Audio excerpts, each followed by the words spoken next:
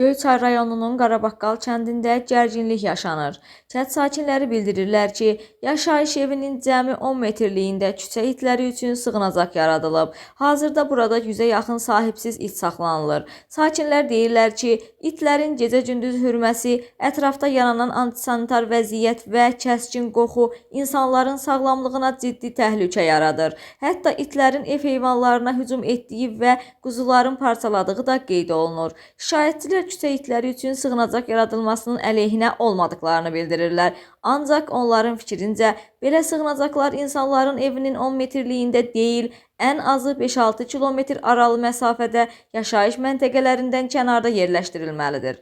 Kənd sakinləri bu qərarın qanunsuz olduğunu, vəzifəli şəxslərin məsuliyyətsizliyinin isə onların həyatını təhlükəyə atdığını deyirlər. Onlar aidiyyatı qurumlardan sığınacağın dərhal başqa əraziyə köçürülməsini və yaranmış vəziyyətə hüquqi qiymət verilməsini xahiş edirlər. Qəfərli Talib Mübarizoğlu 1996-cı ildə Göyçay Qarabaqqal kəndində anadan olmuşam. Əslən Laçın rayonunda məcbur köçkünük. Bugünkü günü təsərrüfatımızı saxlamağa bizə çox maneəçilik olur. İt ferması gətirib saxlayır yanımıza. Təsərrüfatımız yaylaqda qalıb, gətirə bilmirəm təsərrüfatımı. Portalda ayın birini qutarır, noyabrın biri. Çin xəstəliyin əlindən biz gətirə bilmirik, tez sonra geri bilmirik. Özüm də sahibkaram. 100 min kreditim var adına. Sahibkar kimi dövlət mənə 5%-dən kredit verib, 100 min kreditim var. Yəni 120-dən yuxarıda mal təsərrüfat saxlayıram, hər il dövlətə nə qədər ət verirəm, 7000, 6500 manat pul ödəyirəm portala. Hamısı bu təsərrüfatın sahəsindədir. Bugünkü günə qədər saxlaya bilmirik. İt bu təsərrüfat gətirə bilmirəm burada. İt aramız 10 metrdir. Sağlamlıq baxımından, bəli, sağlamlıq baxımından aramız 10 metrdir. Burada heç bir it gətirib salıb bura biz təsərrüfat saxlaya bilmirik. Bugünkü gün mən mal gətirə bilmirəm bura. Bugünkü günü vaksin vurulur, qara yarıya, dabağa, yəni bunun qabağını ala bilmirlər. Bu itin də içinə gətirib biz bura mal salsıq.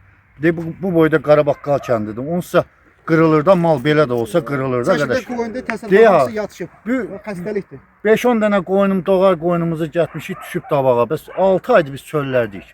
İndi də gətirək bu itin qotur basıb elə. Bəs bu xəstəlik mənbəyidir. Bu zibilxananı deyirik, gətirdilər, poligonu salırlar, yaxşı bunu başa düşdük.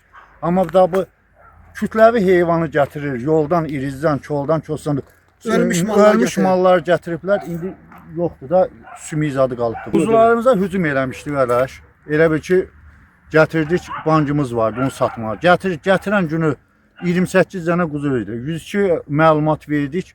Gəldilər, Allah kömək olsun polislərimizin çəkiliş də elədilər. Quzunun biri də yoxa çıxdı, beləncə ilə. Yəni qardaş, bizə çox ziyanlıqlar var. 8 dənəsini parçaladı, elə nədir onun adı? Pis günə qaldı.